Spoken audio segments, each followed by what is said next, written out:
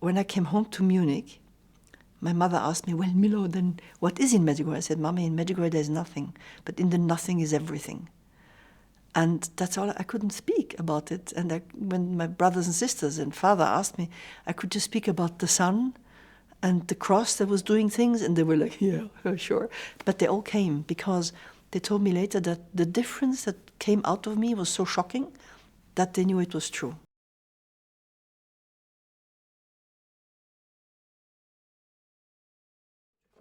So my name is Milona Habsburg. I am born in Germany, in Munich, and I come from a Hungarian, Austrian-Hungarian descent. On my mother, it's Italy and Germany, and I was raised between a few countries. We grew up in Switzerland and in Bavaria, and I studied in England and in Paris. Always Catholic, grew up with Fatima, but there was always something deep, knowing there was more to this life. I was given aims, I chose aims myself, and I had my examples in life, my kind of little idols. And when I was 25, I was at the crossroads. You know, when you make decisions in life, you finish things, you know what you like. I was going to parties, I was going out. I loved people always very much. But again, there was something where I saw, when I was 25, I thought, what on earth are the criteria for a right decision? Because I could see how tough people became through business, through success, and how they envied young people and didn't allow them to come in. And I thought, I'm not going to have razor blades on my elbows and slide people's throats to get somewhere. I refuse to do that. I can, but I choose not to because I don't believe in it. As I was shown how 60-year-olds become when they don't want young people to get a job. It's extraordinary. That is something that I saw. And I thought, no way, because I believed in goodness, I believed in peace, I believed in love. Didn't see much of it, but I believed in it and couldn't accept these toughnesses and this selfishness and the lies and of all that. So I was in a bit of a pickle because I didn't know how to choose and where to go to. That was until the day we saw the first news about Medjugorje. This is never to be forgotten, that first time, because it was Christmas 1983. We were all in my mother's father's house. There were like 40 of us for Christmas. And a friend of my grandfather came, showed us a little magazine, and the magazine said, with a tiny little black and white picture on a stony background, smiley people, Witzka's sort of smiley face, and it said, 6 children in German, 6 children in Yugoslavia, say that they see the Mother of God. And I had a reaction. I said, we have Fatima, we have the church, we don't need that. and because the word Yugoslavia sort of, gave me a funny feeling because of my history and stuff. And therefore, that was the first feeling. The first reaction was that. And then the journey began, not just for me, but for others around me as well.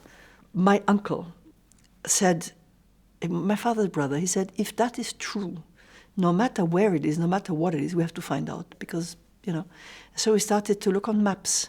There was no Medjugorje nowhere on the Yugoslavia maps. And we were all sitting around, and suddenly in those moments, when we were looking at the map, preparing their journey into unknown territory, my heart started to do something that I had no idea, that I'd never lived before. The one I was using as an excuse, Fatima, the one, suddenly, the Fatima feeling became alive, and I knew from head to toe that she was there, the one I knew, and she was waiting and I better go. In May of 1984, my uncle came with his wife. They came back and told us, and they had lived a confirmation here in the village, so they were full of it, full of stories and full of things. And then in May, later in May, we had a big ball. We have lots of parties and balls, and we were all sitting there in our evening dresses, and Medjugorje was the topic. It was like a cloud wavering over us, sort of hovering, and we all had goosebumps. We said, because that is going to change life forever. Nothing will be the same if that is really the truth, as it seems to be. And we all had a goosebump feeling. And one of my friends said, well, he's a boy, he said, well, if that's true, we're all going to finish with the Carthusians. up in the monasteries, you know. So we all had this feeling of something really exciting and life-changing. And in June, we were all in the bus, all of us. We had 2 buses full, one from Munich, guided by one of my cousins, and his first cousin was guiding the bus down from Salzburg. And we met in Salzburg and drove. And the girl who led Salzburg is called Doraya Eberle, Maya Mellenhof Eberle, and she was a big friend of Father Slavko also from the very early days. So that was our first, that's how we came on pilgrimage for the 3rd anniversary in 1984. We came here on the 24th of June. So when we arrived in Medjugorje, at the time there was no boundaries. So we came with our bus to the wall of the church, basically. There were these huge trees, and we parked the buses under the big willows. It was a weeping willow tree, a huge one. And next to the ruin of the nun's house, remember the school? And we came out, and we were like, the pilgrims who have no idea. We were loudly talking, like blah, blah, blah, like that, you know, coming from our Bavaria, beers and sausages and things. And when I stepped out, the first thing that hit me was the silence, was complete silence, and full of people on their knees.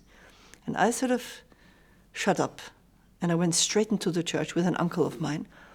And the first experience we both had was down on our knees.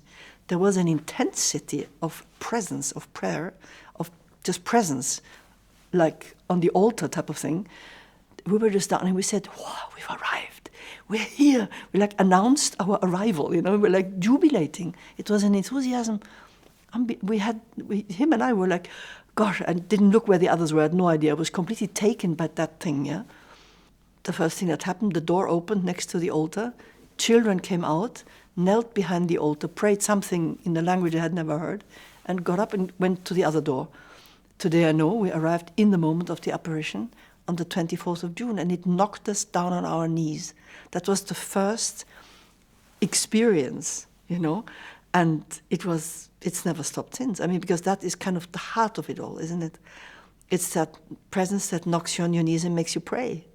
And that is what we lived the minute we came out of the bus, was this wave of presence that came in the church. Outside was just silence, but in the church it really knocked my uncle and myself out straight away. We were here 3 days. In those 3 days, I met God through her in a way that I didn't know was possible. So when I was on my bus after 3 days, completely transformed inside, the whole orientation of existence had changed. Because it was now about getting to know God more and finding him with a nostalgia that was undescribable. Before I had it without the knowledge. Now I had it with the encounter, which was painful and wonderful and everything at once. So many of the criteria from before had blown away like sand. It was gone, just gone. And I didn't care anymore. It didn't matter at all. Because what mattered was finding him with her. And when I came home to Munich, my mother asked me, well, Milo, then what is in Medjugorje? I said, Mommy, in Medjugorje there's nothing, but in the nothing is everything. And that's all, I couldn't speak about it. And when my brothers and sisters and father asked me, I could just speak about the sun and the cross that was doing things, and they were like, yeah, sure. But they all came, because they told me later that the difference that came out of me was so shocking that they knew it was true. You see, so that was the effect it had in me and on others. So some wouldn't talk to me anymore. So many of my friends were gone straight away because they weren't interested. And they found me weird. And one friend came to me and said, but are you doing only that? And I said, Ali, I can't change it. I have found him, who is everything in life, and I must find him more.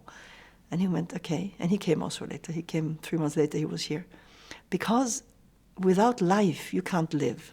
And when you met the source of life, how can you stop drinking? It's not possible. And life has to be reprioritized completely with me. It had to be completely redone. Although I was a practicing Catholic and I was already different from many of my friends. But the Lord put me into the dust and showed me I was no better than anybody, maybe worse. Because I thought I had it. I so didn't, still don't. But it's a journey, a wonderful, wonderful journey. Painful, but wonderful. So yes, I have that feeling and that experience of losing and gaining hundredfold. Yeah, well, yeah, many of my friends left and gave condolences to my parents, some even. And some of them looked at me, turned around and ran. They just, I don't know, something scared them. And then I started to meet pilgrims on the hill, Bavarians. I heard, oh, Bavarian. So we became friends instantly because we had in common a total change of life. And that brings you very close. And that has never finished. And I gained a huge network. It happened instantly. It happened instantly that I discovered the people who love Our Lady. And the relationships are very different. It doesn't make me love the others less, on the contrary, but it's a little bit nostalgic sometimes when I'm with them because it's not the same openness. There's a self-contentment that you have in the world that you don't have when you're with Our Lady. Because you're always naked in your heart and you're always without weapons and you're always without masks. So you don't have this self-satisfaction of my wonderfulness and my richness and my greatness, it's gone. It leaves. And therefore, the first ones that I gained were the Croatian people, because I started running to Croatian Mass. I needed to hear Croatian, because that was part of the graces the people hear, And I became more and more, how can I say, impressed with the people locally, and I wanted to serve them and their needs. So I started to speak about the family I was staying with, and people came to the house. I made the beds at 4 o'clock in the morning, cleaned the loos and everything, because I wanted to be one with the people that Our Lady chose. And being Habsburg, the whole background of Sarajevo and all that, was even better like that, because I thought, look, all the things that happened through this country. And then, imagine, Uncle Otto, our family boss at the time, he told me, I expect of every family member to move to the countries where we used to rule in order to serve. And I said, well, I'm in Yugoslavia, I'm in Herzegovina. He said, stay. I said, well, yeah, obviously I was going to stay. But he confirmed it as my family man. Also, when the war came, I don't know, I just, people said I had to leave. I said, no way, where am I going to go? I'm going to go lose my mind if I sit and eat ice cream in Munich. Well, I said, no way. I'm going to stay until there is no more immediate danger to our people here. And they may not feel that about me, but I feel about my people. I'm going to stand here, And we started to fast with the people here, not with the pilgrims, with the nuns, with people from Bielopol, all that. They came together, and I met people from Široki, from everywhere, to fast together and to pray together for peace. And some of the boys told me that they felt it. We prayed a lot for the soldiers, the young men and they felt a protection from certain things. They felt a presence that was there for them. So I thought, great.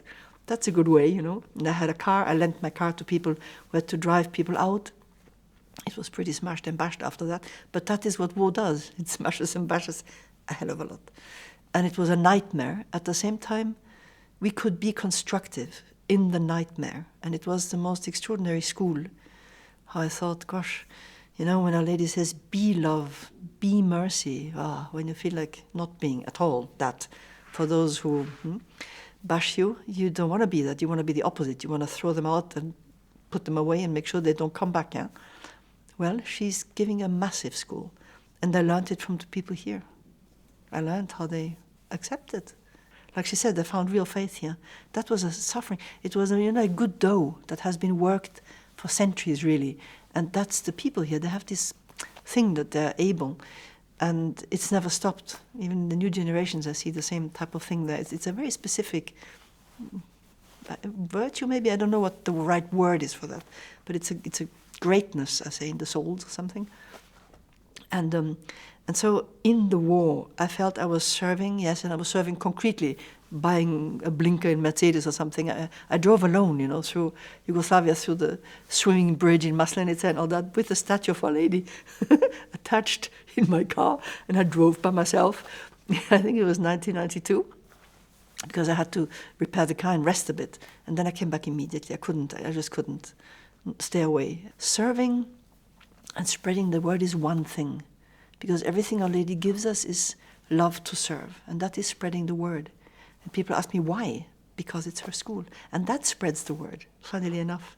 So when my mother heard about the bombardments through friends, she didn't hear the news, but friends in Portugal said, aren't you scared for your daughter? She says, what am I scared of?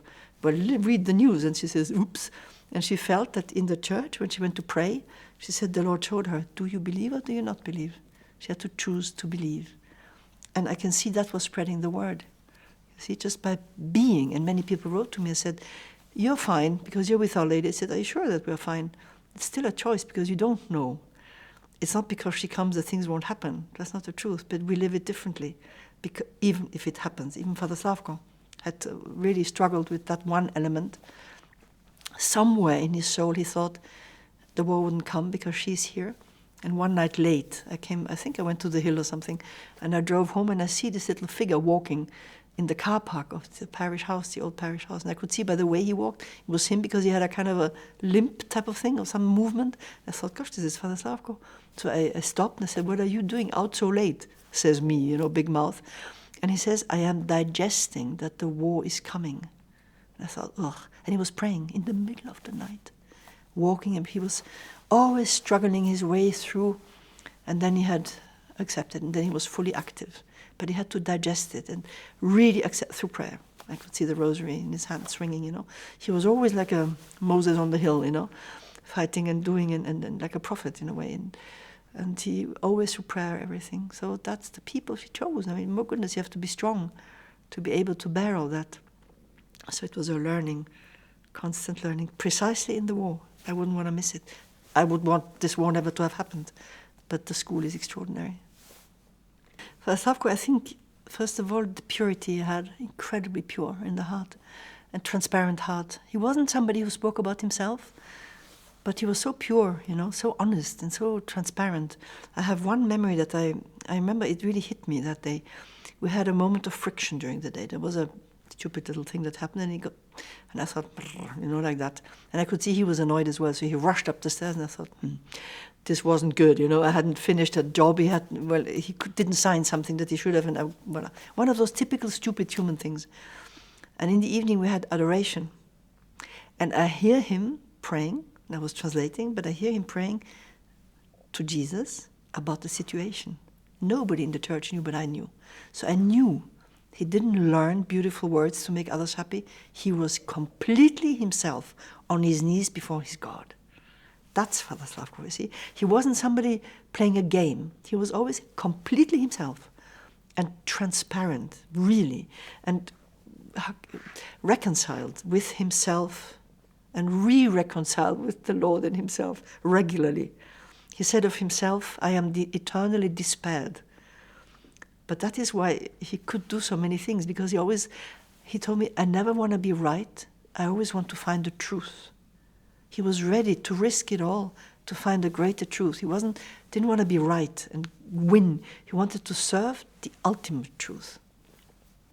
If you ask me what the fruits of Medjugorje are, hearts that have changed, hearts that are able to forgive, are able to deal with tough situations, are able to serve and live brotherhood. Maria once told me, that visionary, she says the fruit of Medjugorje is fratellanza, is brotherhood. And I sign that, because people become different with one another, and we stop being foreigners to each other. We become brothers and sisters because the mother is here.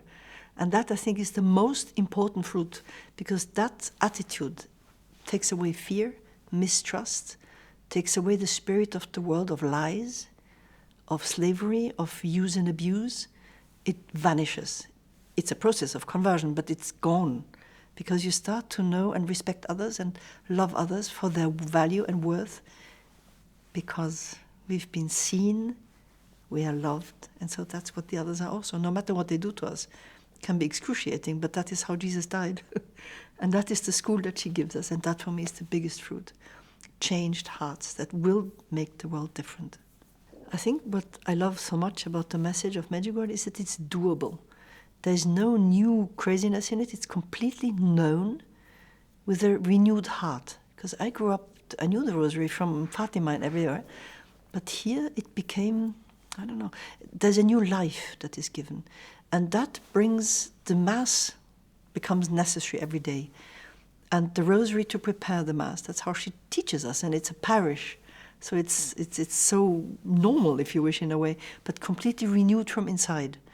And that, for me, is those elements that she gives, like we say, the 5 stones, like bricks that build a prayer life and an inner life. And Cardinal Schönborn said that the Medjugorje messages are the seed of holiness and are the basics of holiness and of a Christian life. Yeah, we should all know it like that, but she makes it accessible, and yet we wait for that message like a lifeline. And we hear so many things and we read the Word of God, and yet what's she going to tell us? How's she going to guide us next? You know, it's so exciting suddenly to hear about peace in a different way and to see how it matters to her and how close she is. To me, the simplicity of the message is it's doable. Anybody can start. Open the heart and do something. Pray now, Father, whatever. Start from the heart. And then you find out how much it means to her. And if you then follow with the messages, you become part of a mission. And that is very simple, but very deep. I don't know, there's this whole new adventure beginning that I wish for everybody to have. And that's so simple, but not at the same time, because God comes and intervenes and makes it big. Simple, but big, and very holy.